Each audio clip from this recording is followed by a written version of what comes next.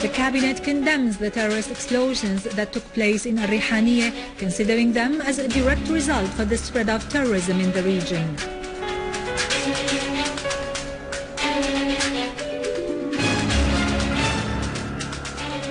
Russia and Iran expressed hope that an international conference on Syria would be held as soon as possible.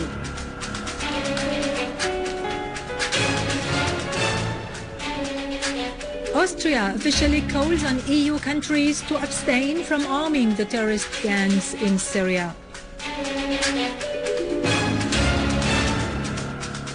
Syrian Arab army units kill and wound dozens of terrorists and continue to take control of a number of areas.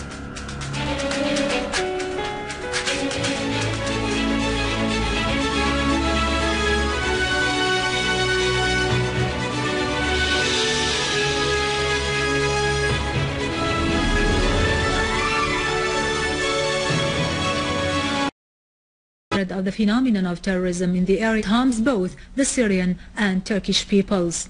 In a statement, the Syrian government expressed heartfelt condolences to the relatives of the martyrs and the Turkish people. It held the Turkish government responsible for the present situation in the joint borders area after turning the site into a headquarter or a path for the terrorists through allowing them to use Turkish lands to cross into Syria and commit their crimes.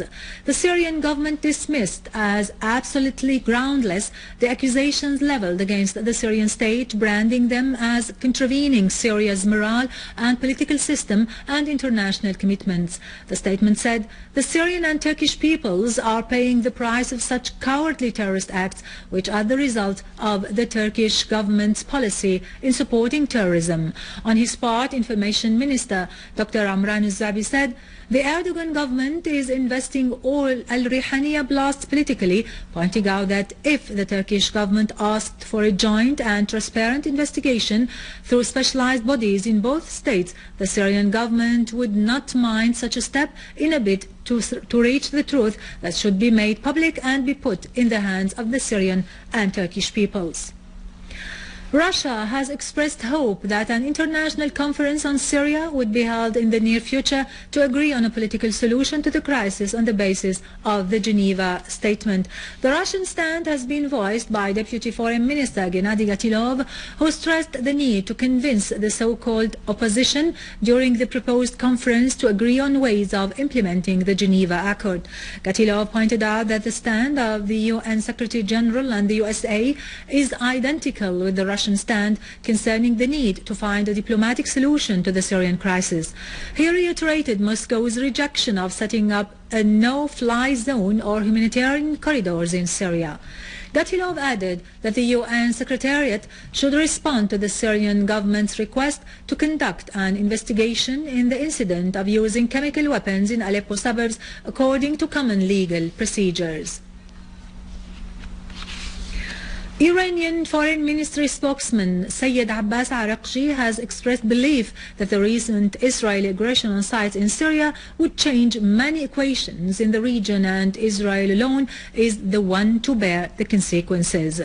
Araqchi said the aggression coincided with crucial victories achieved by the Syrian army over the armed terrorist groups, thus constituting evidence to the cooperation and coordination between the Zionist entity and those groups.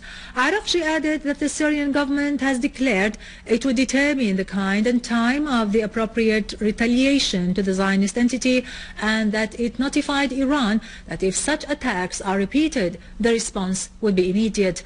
Araqchi reiterated his country's stand to solve the crisis in Syria through peaceful means, underlining Iran's efforts to do this through activating the Quartet Committee and supporting dialogue among all Syrian parties. In an official message addressed to EU member countries, the Austrian Foreign Ministry called on 26 European states to refrain from arming the Syrian opposition. The Austrian Foreign Ministry said any steps by the EU to arm the Syrian opposition would be a violation of the EU law, which stipulates that no intervention should be made in other countries' internal affairs. The ministry said such a step is dangerous, particularly that Qaeda-linked terrorist groups have had access to some of these weapons.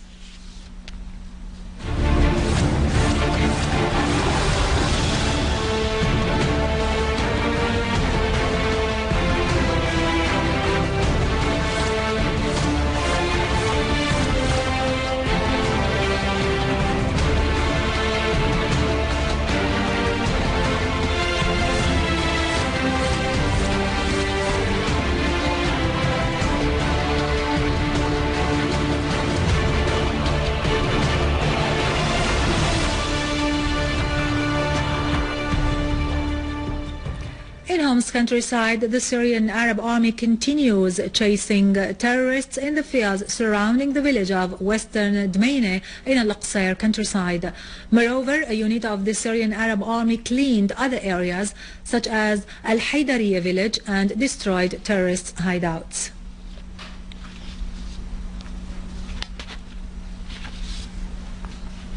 In Damascus suburbs, the Syrian Arab army units continue to eliminate armed terrorist groups. In Jarba, in eastern Ghouta, the army continued to comb the area from the terrorists who had been trying to hide or infiltrate from Al-Ataybe to Jarba. The people of Kafrin, also in Damascus suburbs, have strongly defended their village against the armed gangs and effectively helped the Syrian Arab army forces in their mission.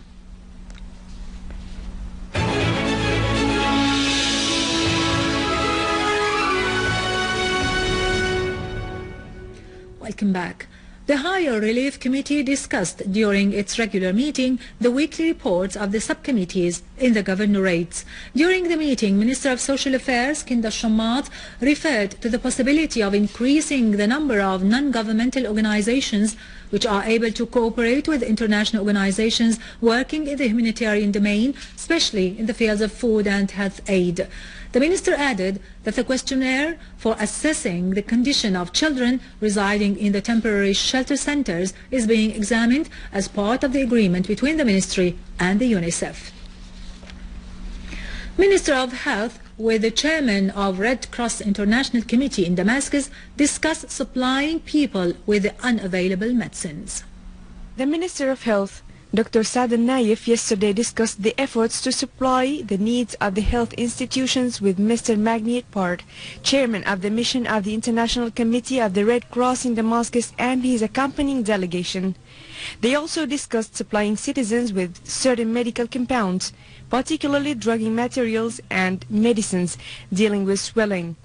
These medicines are not available because of the unjust Euro-American sanctions imposed on Syria.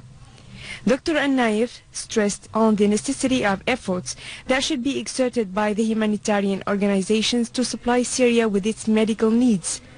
Mr. Park promised to do so and asserted that the budget of the Red Cross mission in Syria has been increased.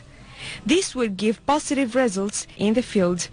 The ICRC has been active now in the current situation of the conflict for the 2 last years. We want to expand the operation by being more present in the field, and with the help of the authorities so we can have more access. We will be working in more areas with more people, trying to extend the type of support we already do. The Minister of State for Environmental Affairs starts its second Environment Research Conference at the University of Damascus, addressing the issues of environment and sustainable development.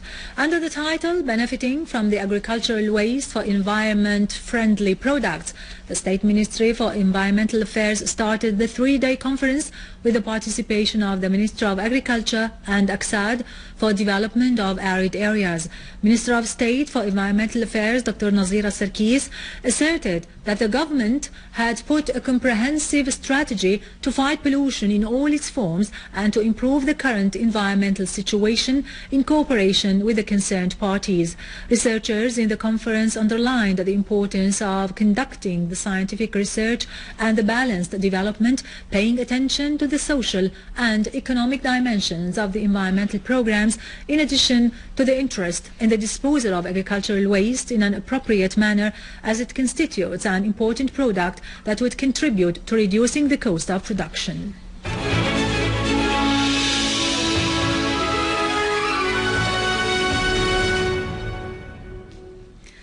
Syria, the birthplace of ceramics, from which it spread everywhere on earth, has hosted the first ceramics forum held under the title Dialogue in Ceramics. Ceramics has established itself as an important art which won its fame on the land of Syrian civilizations, particularly in Mesopotamia and the Syrian coast. It has been the means to preserve such civilizations from extinction. Ceramics art has been introduced to us through the clay boards that reflect the first attempts of writing and present to us the first alphabet, and through the bricks that heralded the art of architecture. Damascus Castle has hosted the first ceramics forum entitled Dialogue in Ceramics to document the ancient Syrian civilizations. The ceramics works displayed in this forum embody a great old heritage in their various forms and symbols.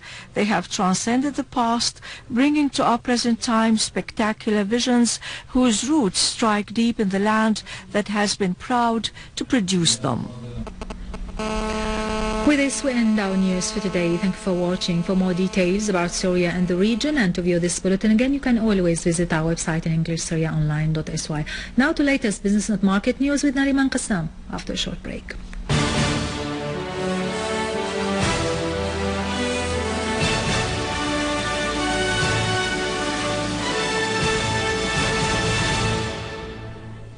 Ladies and gentlemen, good afternoon. The Minister of Industry, Dr. Adnan al-Sukhni, asserted that the Ministry is working to overcome the obstacles in the way of development. The Minister also said, despite the current crisis, which has its effects on the economic performance and the national industry, we have to focus on protecting the facilities and initiating new plans. The Minister added that the Ministry is working also to supply all production equipment to increase production and rescue its costs. The Ministry of Economy and Foreign Trade has issued a decree that allows exporting 200,000 sheep and goats. The Deputy Minister of Economy and Foreign Trade, Dr. Abdul Salam Ali, said the decree aims at keeping links with other markets. On the other hand, he indicated that sheep breeders have the right to export their products in order to boost their production and increase foreign currencies. The Damascus Securities Exchange Index rose more than 30 points in the last session, closing at 949,051 points. The trading session today closed at 145,309 shares. The shares were distributed on 129 deals as total trading reached 15,137,000 Syrian pounds. The banking sector came first, followed by the insurance sector. Futures of the U.S. crude stabilized over $95 per barrel after statements in the U.S. raised hopes concerning the rising demands. However, fears about the increased storage in the biggest oil consumer put an end to the rising prices, whereas the Brent prices for June delivery stabilized after falling $1.09 per barrel last session.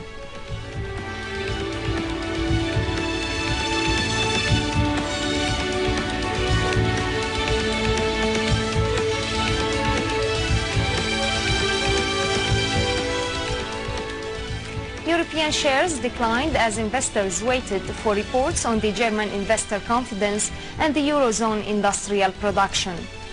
The US futures and Asian shares slightly changed, with the regional benchmark index heading for a second day of gains.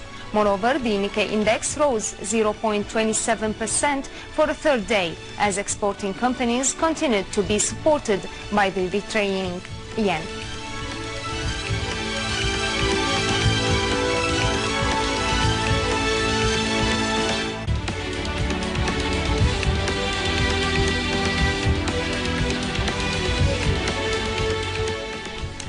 In the local market, the Jewelers Assembly set the price of the 21-carat gold at 5,500 Syrian pounds per gram, as the Rashadi golden coin was set at 40,100 Syrian pounds and the English coin was at 44,800 Syrian pounds.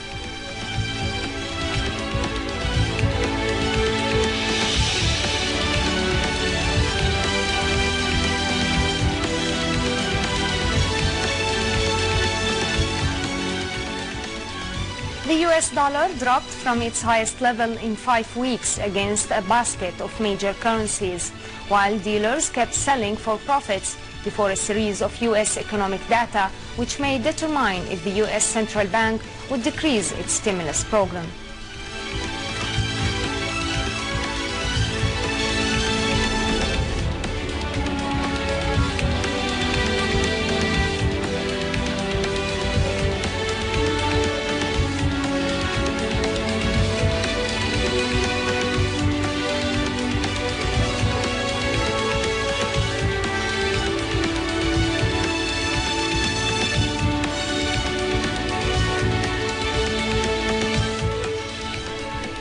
Ladies and gentlemen, thank you for watching. This was our economic news for today. Bye-bye.